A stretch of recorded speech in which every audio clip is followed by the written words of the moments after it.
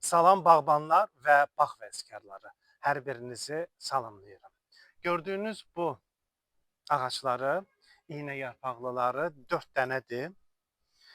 Keçən ilin payızında əkmişdim və bu il ərzində deməli dibçəkdə almışdım. Bu il ərzində xüsusi qulluğunu elədim. Dibini mulçalamışam. Mütləq şəkildə mulçalayırdım. Baxmayaraq ki, bütün yayı suyum gəlmədi. Yenə də məhz bu 4 dənə ağacı sulamışam.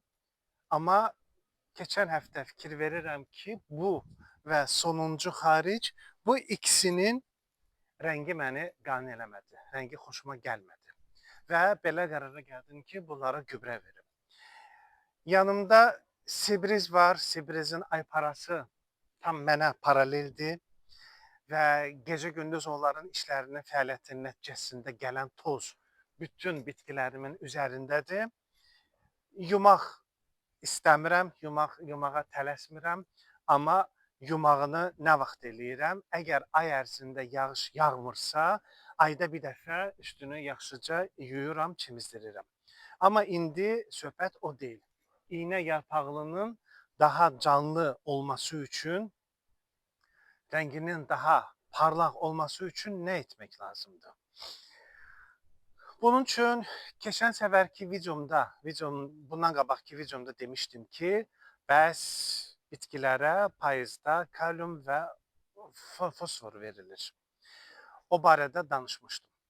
İndi iynə yarpaqlıdan danışırıq. Bunlara kalium, fosfordan əlavə az miqdarda tərkibində azotu olan gübrə də verə bilərsiniz. Yəni bildiyiniz NPK. Almışam. Bunları görmüsünüz. Gətirib yaxından da sizə göstərərəm. Bunu bilirsiniz hamınız. Xırda-xırda narıncı rəngdə NPK 20-20-20 deyirlər. Bu dənəciklərdən istifadə eləyə bilərsiniz. 1 kvadrat metrəyə 100-150 qram səpib verə bilərsiniz. 100-150 qram da nədir? Bildiyiniz büllur, xrustal stəkan o 200 qramdır. Onun yarısı qədər və yaxud onun 4/3-ü qədər eləyir, 100-150 qram eləyir. Səpirsiniz. Deməli, mən bunları hardasa bir saat bundan qabaq, 2 saat bundan qabaq yaxşıca suladım. Siz də əmin şey eləyirsiniz. Suluyursunuz, suladıqdan sonra bu gübrəni səpirsiniz 1 kvadrat metrəyə, 1 kvadrat metrəyə səpirsiniz 150-100 qramını üzərindən dımrıqlayırsınız və bir daha su verirsiniz.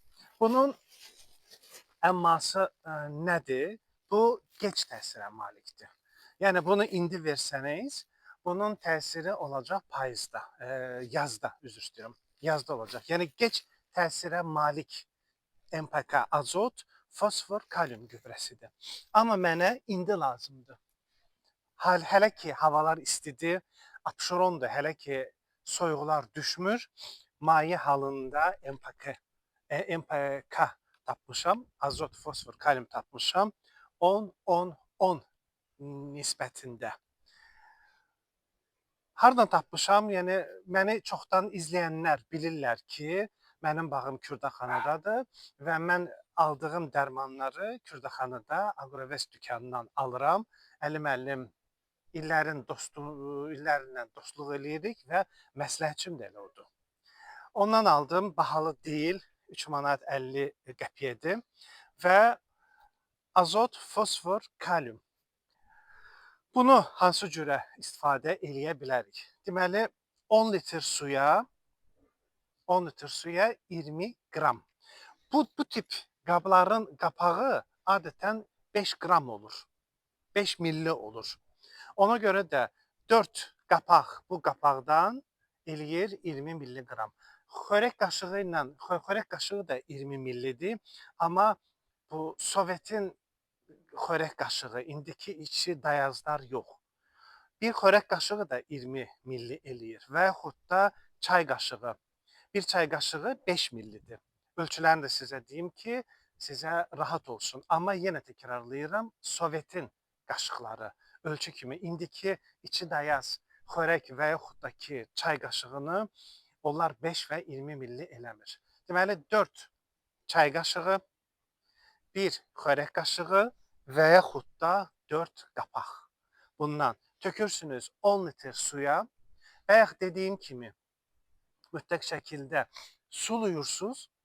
Suladıqdan sonra həmin o gübrəli suyu gözləyirsiniz. Yaxşıca sulayırsınız. Gözləyirsiniz ki, kökləri sulansın. Sulandıqdan sonra 10 litr suyu ağacınızın boyundan, ölçülərindən asılı olaraq. Məndə, misal üçün, bu boyda ağaca 10 litr su kök ətrafına kifayət eləyər. Ağac böyükdürsə, biraz çox verməli olacaqsınız. Çünki onun kökü buralarda deyil, daha ətrafa şaxələnir. Bu oldu, bu 10-10-10 nisbətində olan azot, fosfor, kalium. Bu arada onu da vurğulayım ki, nə qədər havalar soyumayıb, nə qədər havalar istidir, bunu elə 20 millisini 10 litr suya qatıb üzərinə püskürtmək də olar. Sadəcə olaraq onun bir əmması var. Həmişə dediyim kimi püskürtməni indi hardasa saat 1-2 arasıdır. Bu ərəfədə eləmək olmaz. Çünki günəş var. Mən dayanmışam, mənə üzümə vurur, üzümü yandırır. Eyni şey də bunları eləyəcək, yandıracaq. Ona görə də əgər püskürtmə üsulu ilə eləyəcəksinizsə, bunu eləyin ya səhər, ya da axşamüstü. Səhər eləsəniz daha yaxşı olar. Çünki axşamlar rütubət daha da çoxalır. Üstə gəlsiniz bunun üzərinə də vurmusunuz suyu, dərman deməyək, su formasındadır bunun üzərində və artıq rütubətdən bunların üzərində göbələk xəstəlikləri əmələ gələ bilər. Gün altında vursanız da fikir verməsinizsə, bəzən olur, görürsən ki, bir budağı yanır. Əgər tez-tez suluyursunuzsa, o günəşin yanığıdır. Bununla bağlı bir də qayıdım. Deməli, bu nədir? Dediyim kimi 20-20-20 azot, fosfor, kalium gübrələrinin qarışığıdır. 100-150 qramını 1 kvadrat metrəyə verirsiniz.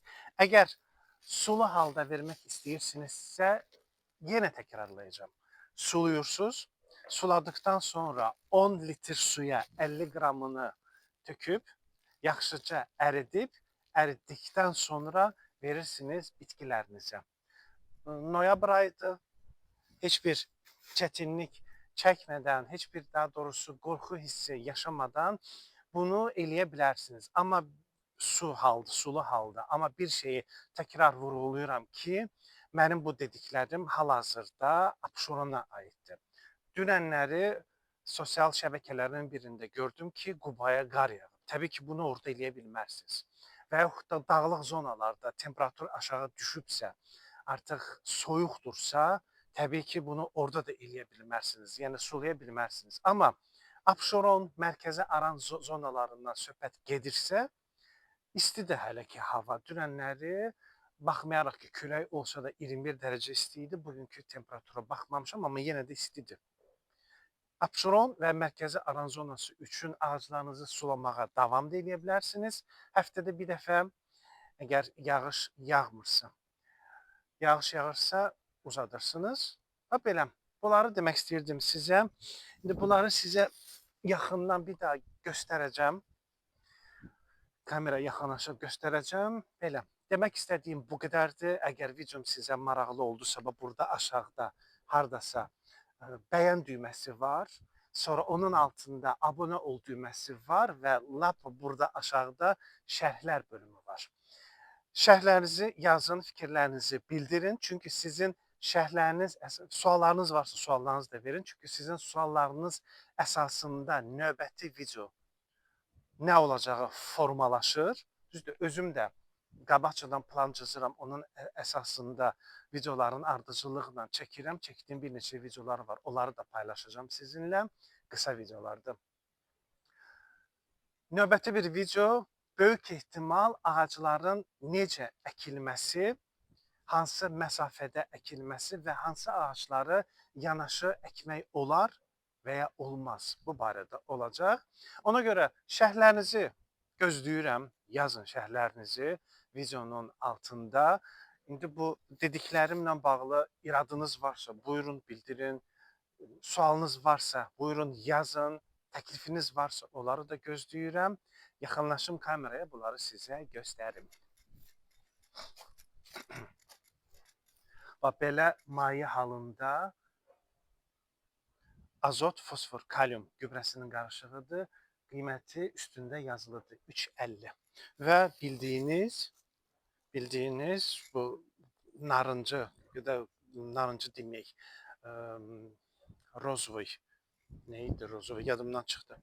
Rozvoy rəngdə dənəciklərdir. Bu da azot, fosfor, kalium qarışığıdır.